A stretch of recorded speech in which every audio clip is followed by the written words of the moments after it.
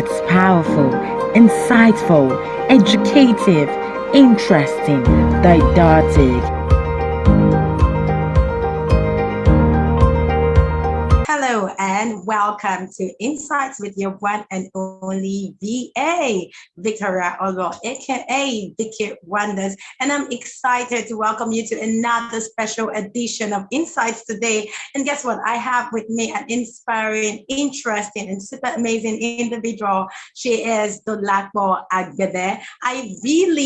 She's someone I find quite intriguing and enthusiastic in nature, very driven about life. And trust me when I say the Dolapo Agbede is set to inspire you today via our story. She is a human productivity and inclusion expert. And of course, that's part of the challenge of life. She has continued to fight forward and maintain positive vibes towards life. Thank you so much, Dolapo, for being on today's show. And welcome. Thank you, Victoria, for having me. Wow. Yeah, it's good. It's good to have you. Okay, if you're just joining us for the first time, please, and you're yet to subscribe to our channel, kindly subscribe to the Pen Minds TV right away. You're just one red button away from subscribing to this channel, and get ready for more insightful, educative, and intriguing videos from us. All right, so we'll just get started with Dolapo Agbede today. And like I said, get ready to learn from our story and wealth of experience.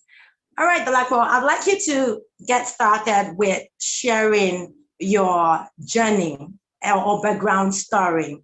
What was life like before the experience of glaucoma? And what is it like right now? Whew. Thank you, Victoria. And thank you, Pen Minds community. So glad to be here. Wow. So I was your typical ambitious young woman who had the privilege of education, and not just education, but had the blessing of being sent to the best that my family could afford for education, which also meant that I was sent to schools that empowered me to think, you know. So bucking stereotypes was nothing new for me, just based on the kind of schools I went to and the kind of teachers I had. We were taught to be solution oriented, and they also like encourage us to explore everything that we found interesting. The fact that my father was an engineer motivated me to, well, try. And then I had the kind of grades that placed me in the science classes, and ultimately I got my admission into University for Engineering. What this meant, because we're very few ladies in class, what this meant was that, number one, you were already a standout person. Number two, you felt good about bringing the more people focused every part of the telecom revolution in Nigeria. The blessing, after a couple of years doing some work as a trainer, as a faculty leader in an IT training establishment. I mean, that was fantastic for me because above and beyond what I learned from school, I got to be in a space where the state-of-art certifications for the new skills and competencies for the times was being taught in this place. And as a faculty, that means I got the privilege of being trained to train. I mean, that was fun. Not only did I get to get certified, get my training, I got to coach other people, teach other people, and reinforce my own knowledge. So that was good. My first job outside teaching other people was a job that required some of the competencies that I learned there. And immediately, because of yes, I was quite young, but because of my experience in coaching others, I was heading the technical support team of the organization, whereby we were, our clients then were in the banking sector. Because I was already, I'd been a seasoned trainer, it didn't matter that I was young or I was a woman, but because the technical skills were in place, I was the lead technical support person and supported the business development team in making sure that our clients, who were predominantly the banking sector, because again, a revolution was happening in the banking sector then. That was when all the automated teller machines were coming in. It was when the electronic fund transfer platforms were suddenly in place. And all of a sudden, the potential to do what we take for granted these days, which are online banking transactions, those were the beginning days. Those were the early days. So it was exciting to be part of all of that. Then I got my dream job in the telecom space. I was intentional about choosing to work on the vendor side of telecom, because having come from a home where my father was an engineer, it was very clear to me the difference between a going concern, which was what like the power company itself was, and the vendor side, who were the owners of the manufacturers. So they call them OEMs, original equipment manufacturers. So they manufacture the equipment, sell to the going concern holders, who now implement, and end users now have the services that you want to get. So with this orientation based on living at home with an engineer, I was clear that I wanted to be on the OEM side. Why? Because they were the ones that were going to be ahead of technology, features, what was going to be new. On the OEM side, you knew it first. The going concern took what they needed to satisfy their clients. So if I wanted to remain on top of what technology was, it was clear for me. I wanted to be on the OEM side, not the operations side, not on the network side. And I got that. I got that again because it was largely new, thrown into training again. I did not mind. I was like a sponge soaking up all this training. And also being a fantastic team player. Again, the years I'd spent teaching others in the earliest beginning of my career also came as a strong point for me here, because it meant that I could chunk down no matter how difficult the scenario was. I had developed the skill to chunk it down and pass it in the nuggets that were understandable to bring everybody up to speed. So invariably, I earned a reputation in the telecom OEM as a train the trainer really quickly. So this was what I was doing 2002, 2003, up to 2004. I started getting rewards. 2005, started getting promoted. 2006, I started leading teams. Then 2000, and in the leading of teams, because there was a lot of work happening across some different countries in Africa, the fact that we were a vendor, the OEM side of things, meant that as competencies were being built in Nigeria, some of us were asked to go and deliver services based on those competencies in neighboring African countries. So already, oh my God, I'd at least done 3 expatriate missions. I was leading teams. I had been identified as being a part of the leadership pipeline of the organization. So being a multinational, succession planning is something that they take very, very seriously. So as long as you have potential, you are identified. So you are put on a different, well, not a different, but you have extra work of being in a leadership pipeline program whereby you are coached directly or mentored by people who are more senior in the organization in view of you taking a leadership role at the right time within the organization. So as at 2007 early, I'd reached this, at least this stage in my career. I must say at this point that it wasn't like there were many examples of Nigerians, to speak less of ladies, who were at that kind of, we did not have examples of what to do. We were just enthusiastic young people who were doing the work that needed to get done. And it was like new month on month. So there was no, we didn't even have time to strategize. We were going with the flow, and the flow was very exciting because performance was being rewarded. And by 2007, like I said, by then I'd done like 3 expatriate missions. I was already leading teams. I'd become a technical project manager. So I mean, the sky was my limit. No limits. In fact, I don't even think I took stock of where I was then.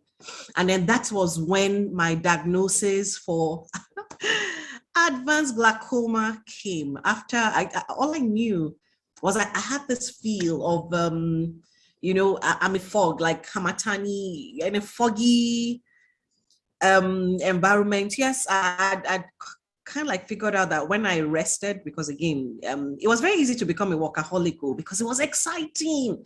And I mean, there was new things to learn. So it was effortless to put in all that work. Then I realized that, okay, if I slept better, okay, I seemed to do better. But then at a point, sleeping was not helping.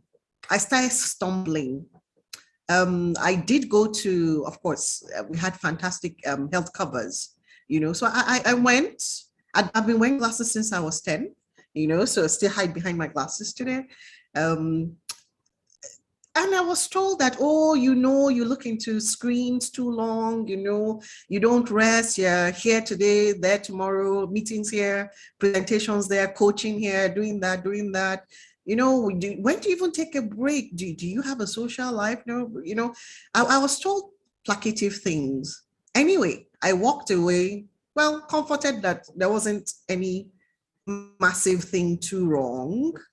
And I went back and cut back a bit on the pressure I put on myself at work. But within a short time, I realized again that this thing I'm not imagining things, it's there.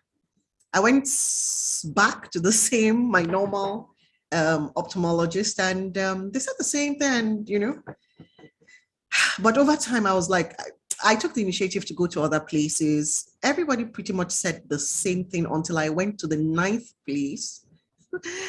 By the 10th of August, 2007, and for the first time, a certain kind of test, which is called taking my eye pressures. It was the first time my eye pressures were taken.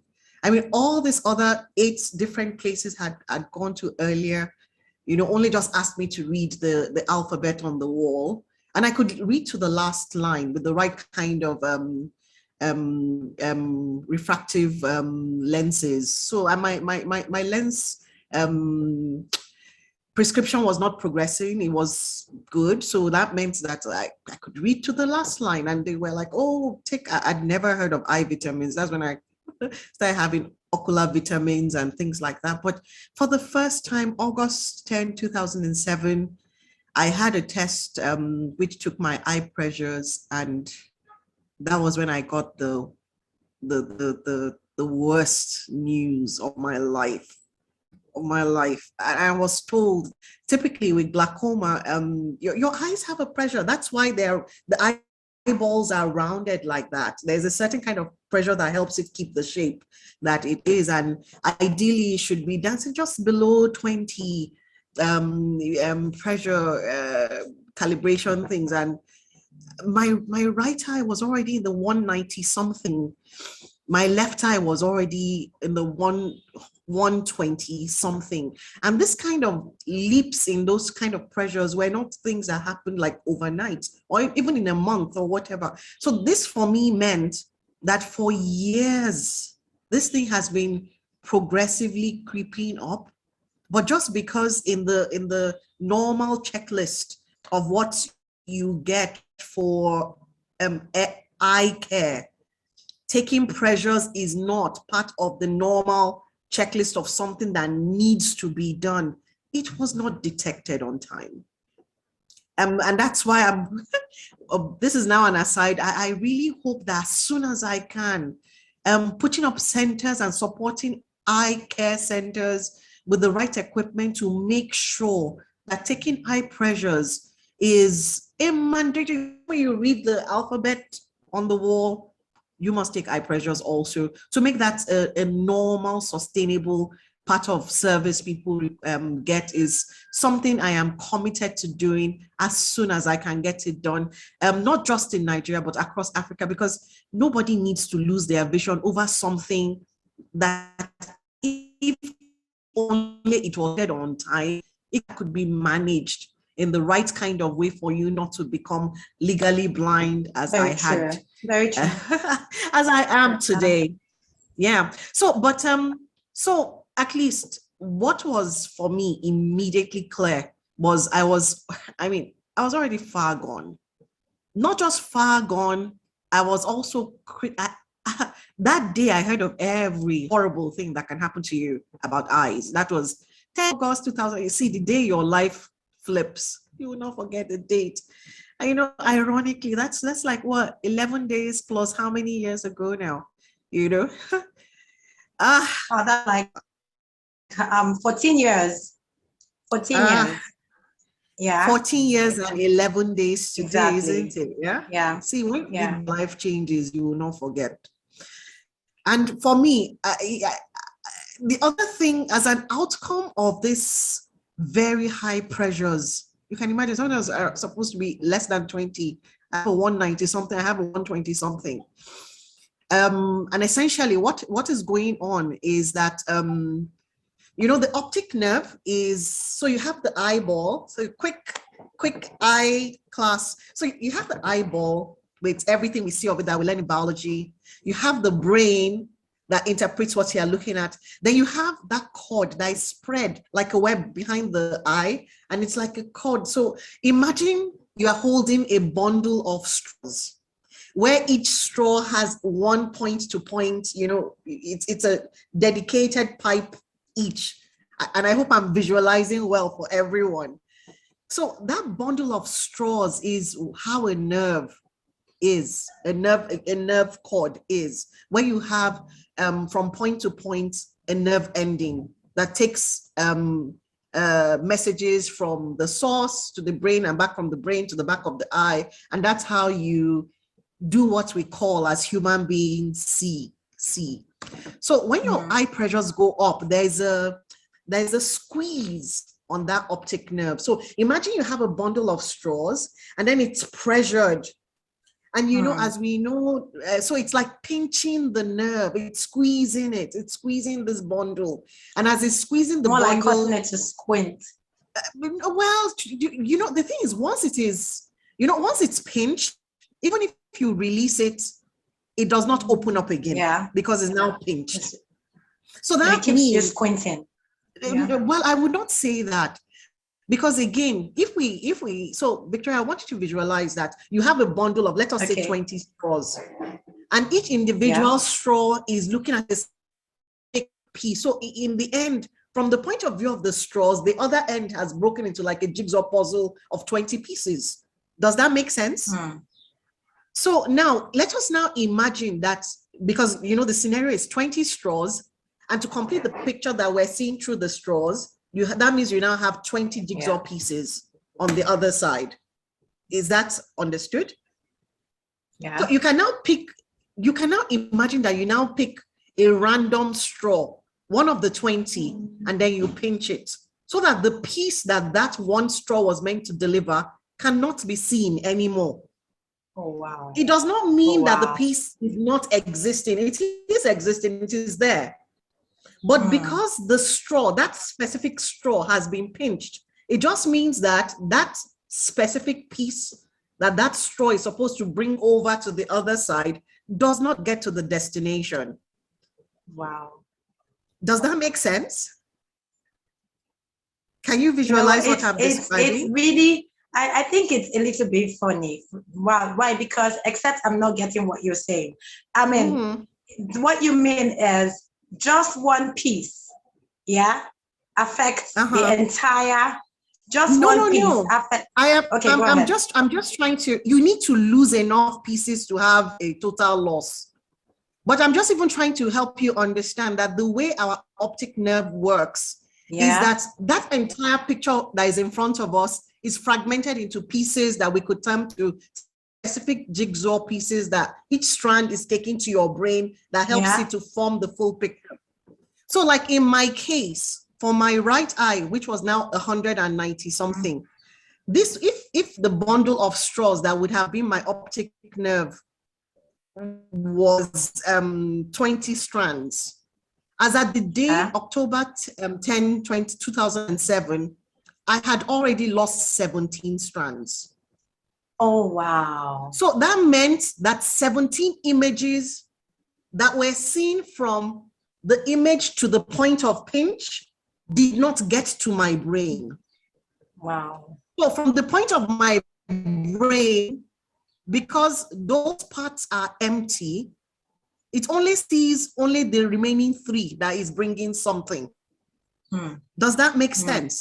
Yes, it does now to me. Now, So now what glaucoma does is that it destroys the optic nerve. Wow. Such that in the end, progressively, and how is it destroying it? It's because there's a pressure on the nerve. It's pinching the nerve. And typically today, medically, when you lose a nerve, you don't get it back. There's a lot of fantastic stem cell research going on. But for today, yes, please. Okay, please, sorry to cut you, but I wanted to ask a question based on something you said earlier that struck me. Okay, you said you've been wearing the eyeglass for like since you were 10? Since you were 10? Yes, since I was a kid. Yes. Was it recommended or just? Of course. Okay. So was there a reason you were?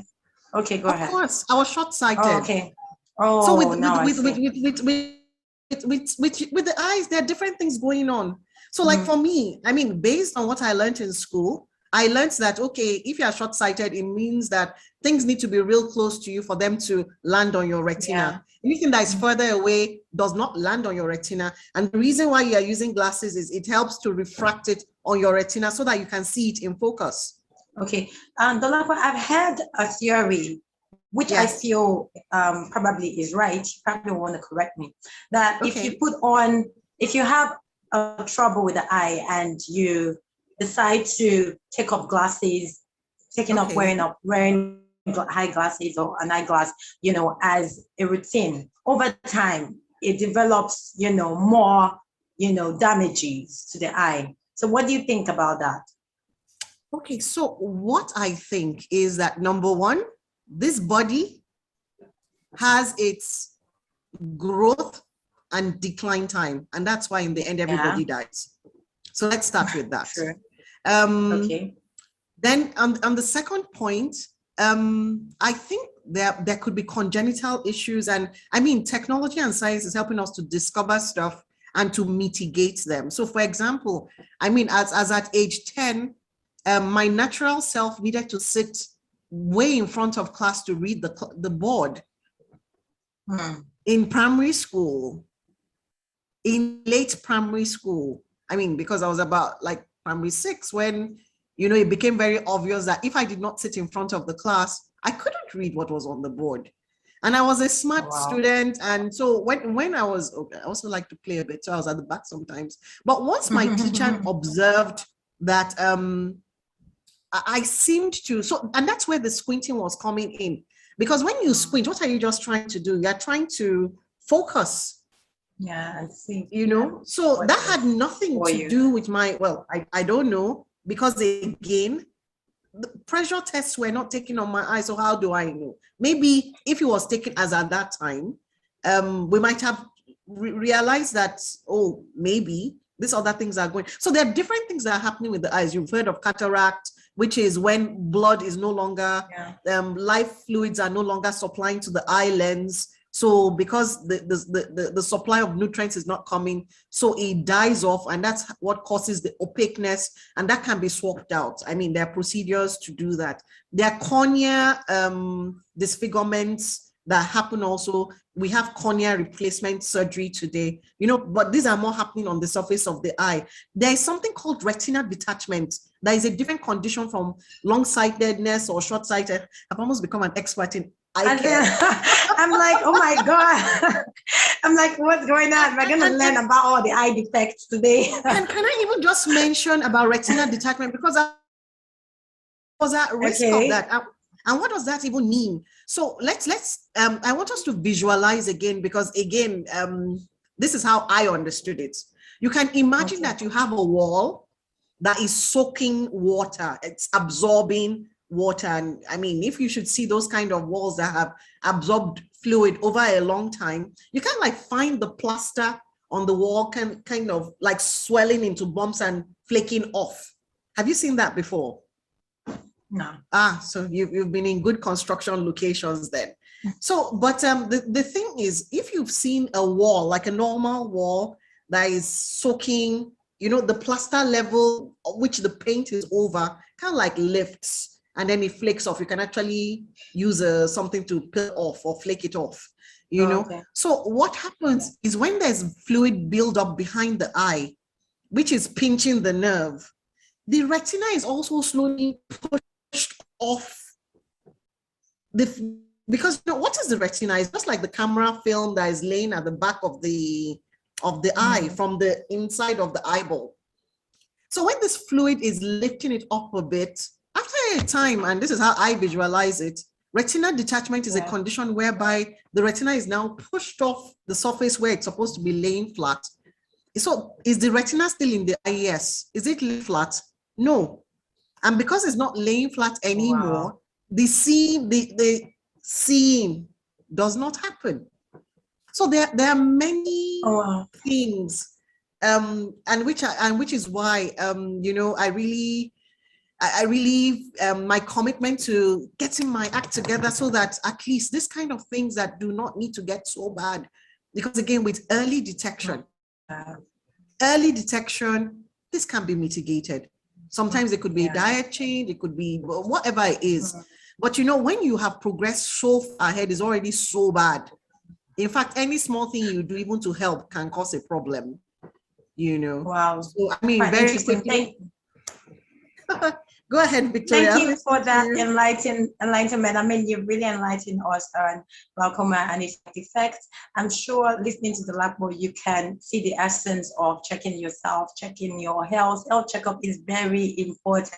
Like you said, if glaucoma is detected on time, it can be mitigated. So there are some other things that we go through and we are allowed to escalate because we are not checking. Please make it mandatory to check yourself. I think we always recommend 3 months at least for your health checkup. Every 3 months, just go check yourself to be sure that everything is fine. I'm going to tell you something later on, Dolapo. I mean, I recently read a story of someone who said he survived from glaucoma, actually. He survived it after 3 months.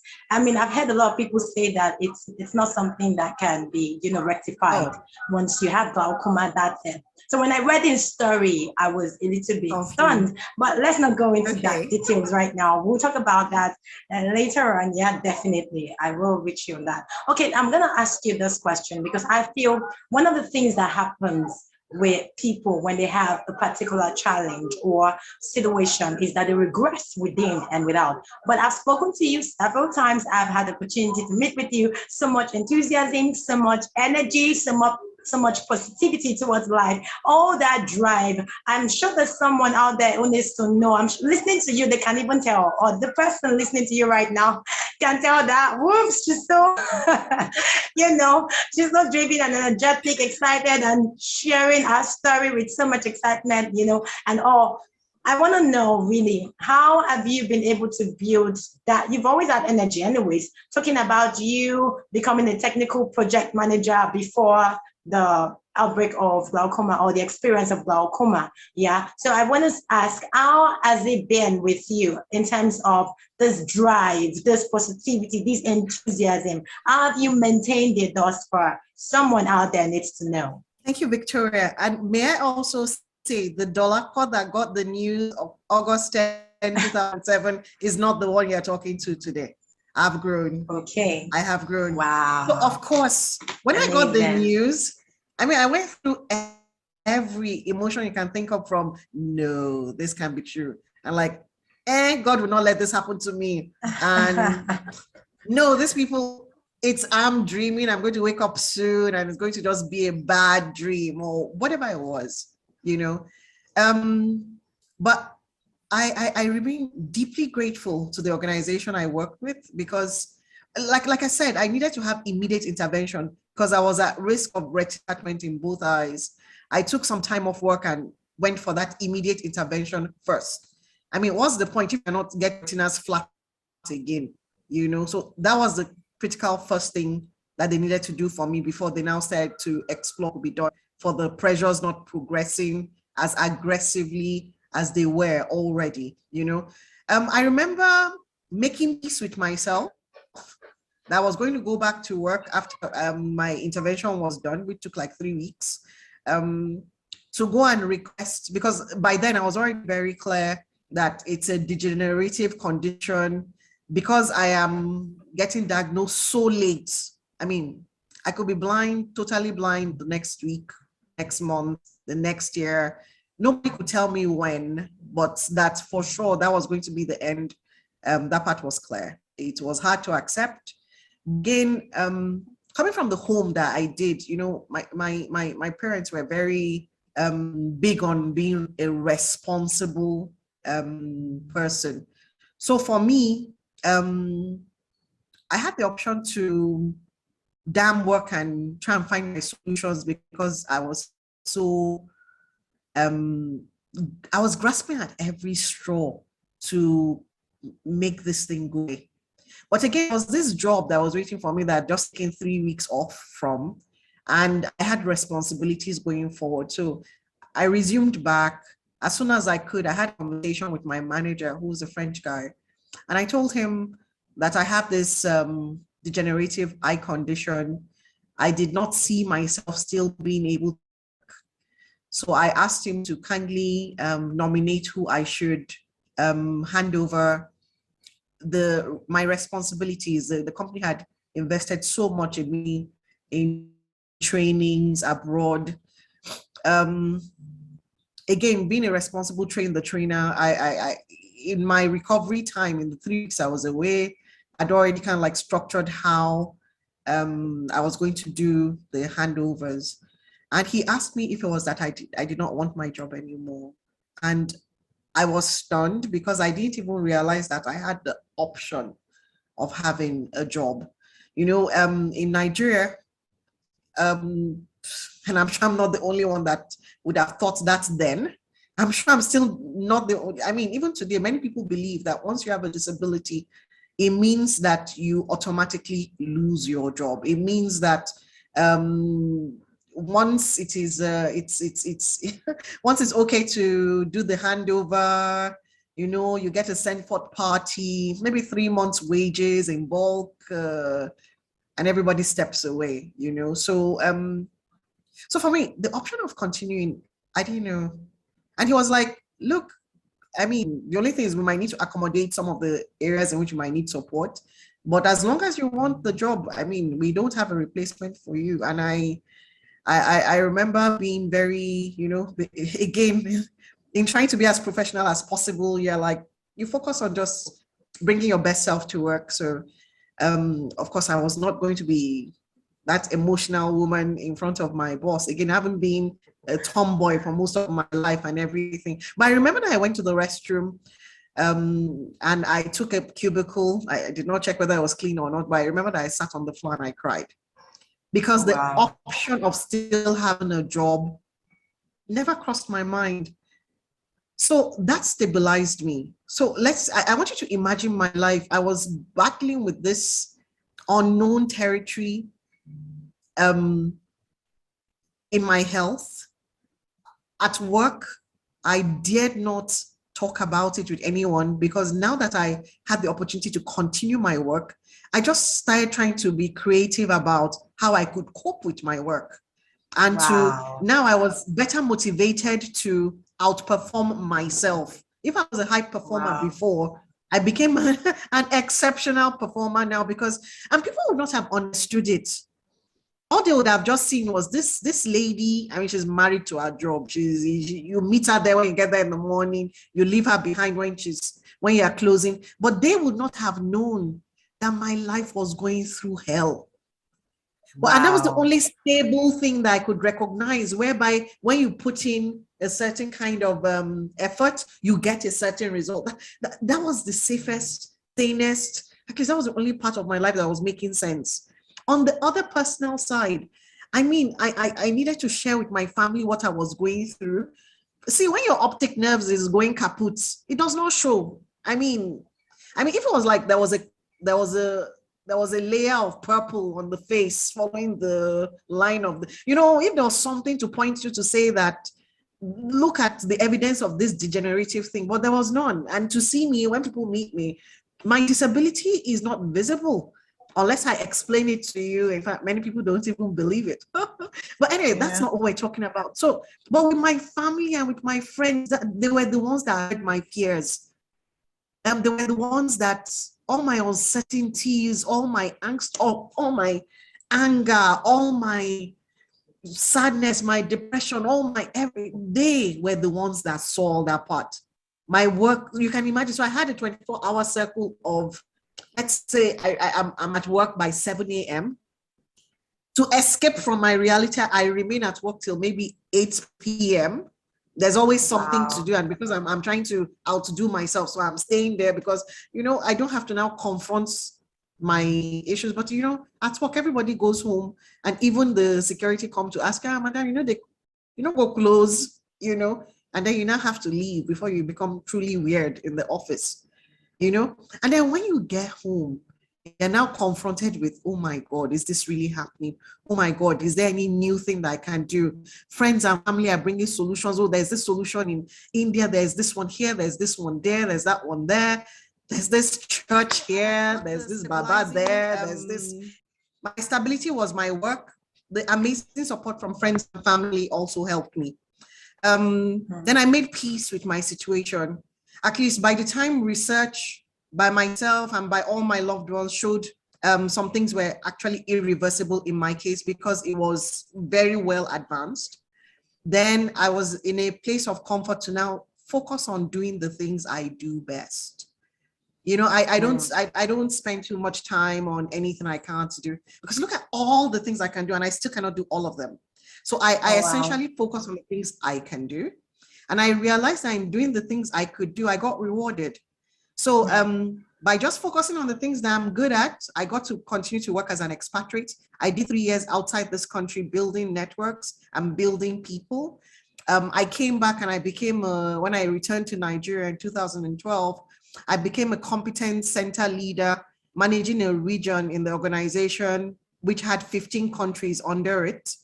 While I was in the same organization that I'd been in since 2005, my OEM telecom organization, it had evolved from being the company I joined to being involved in a merger, to being eventually acquired in 2015, a merger in 2018, and then an acquisition in 2015. So I was part of these processes. And because maybe in my personal life, I had abrupt, unexpected change, I was better equipped to deal and handle and rise above the vicissitudes of what change could be.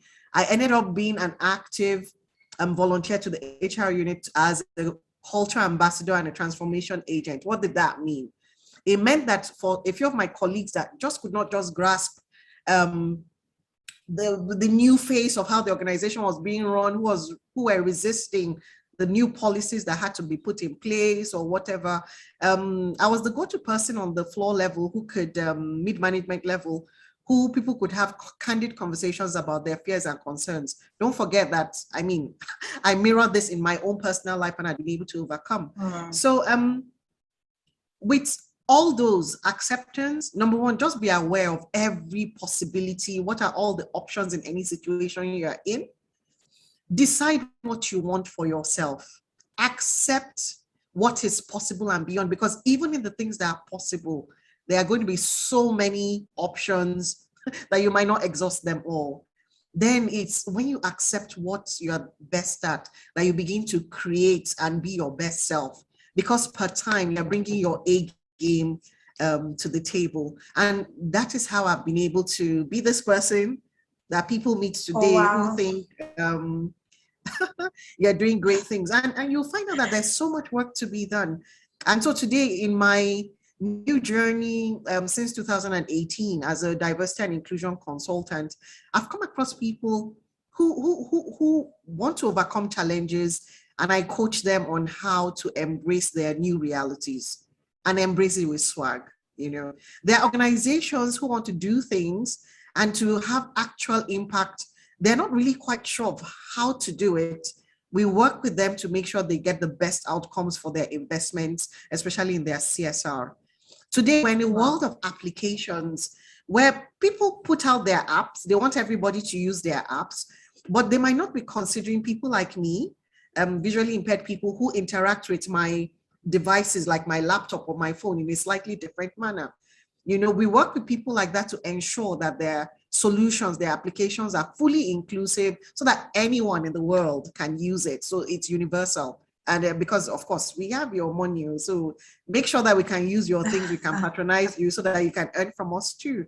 So being able to be an advocate for this, I'm an advocate for value exchange. I truly believe that when you give the best of yourself, you get to earn the best, and then your choices remain open. You would never be a liability as long as you pull your best per time. Are we in a perfect world yet? No. But are we moving the needle? Yes. And that's my biggest encouragement to everyone. In every situation, there's potential for earnings, for recognition, for excellence, for fulfillment. Is just for you to make peace with yourself and do the best you can per time. Thank you so much, Victoria. It's been an amazing time talking with you, Dolapo. And I'm pretty sure that you've learned one or two things. In fact, a lot. I've learned a lot from Dolapo Agbede already. And one of the things she said is be aware of every possibility, around you. I had something someone shared once. So there's something striking about the word impossible. And what it is that when you add an apostrophe to it, it becomes I am possible. So so you are possible. Decide what you want, like Dolapo said, and push yourself beyond limits. Oh my God, Dolapo pushed herself after she found out that she had a challenge. She did tell herself, you know what, to hell with everything else. Can I just stay with my tissues and cry it all out? Like some people will do, despite the fact that she was going through a lot. Like you heard her say, I was going through hell at some point in my life. But, despite that, she stayed with growth. She pushed herself beyond limits. She said, if I was a high performer before, I became exceptional. And the attitude of staying late at work, coming, being the first to resume, being the last to go. We always say people like that. They are truly exceptional with their work. And she did all of that. So there's a whole lot you can do to maintain a positive attitude. You've got to grow and develop yourself. But by all means, do not stay in some sad place and create a self-pity party, or create a place for yourself where everyone will just always throw pity parties at you and, or give you arms, because that's what always happens with people who are physically challenged in some ways. The next thing is you want to start giving them arms. I frown at things like that, and people like Dolapo and Agbede are people who give me reasons to frown at them, because they would push themselves and just do everything else that we are all doing. Not telling themselves I have a limit. No, there's no limitation to life. And like you had Dolapo, the sky was not even my limit. Yeah, the sky was not even a limit.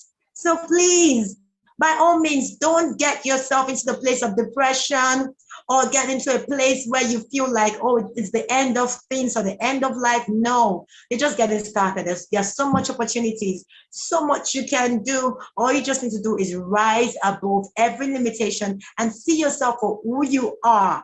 Nothing defines you. No circumstance defines you. You are everything you can be and you want to be. All you need to do is define it and rise to it. Thank you so much, Dolapo. Oh my. I'm not about to start inspiring or motivating someone. Dolapo has inspired us well enough. Like I said, you learned a lot from our story. And yes, we did. We've spent so much time here already. It's right about time for us to say goodbye. If you're yet to subscribe to our channel, kindly do so right now. Don't worry, your fingers will do nothing but just click on the red button and subscribe. And trust me when we say that we would be entertaining you, educating you, inspiring you, and getting you more insights on Pen Minds TV with our videos. So yes, please subscribe right now and share this video with everyone in your world. There's a lot to learn from this story. Very inspiring indeed. Thank you so much, Dolapo Agbede, again for your time. I do appreciate you. And of course, thanks to my amazing and special producer, Samson Iroko, who always ensures that productions are always excellent. Thank you so much. And thanks to you out there for staying through the show and being a part of us. We love you, I love you, and I remain your one and only VA, Victoria Allwell. Bye for now.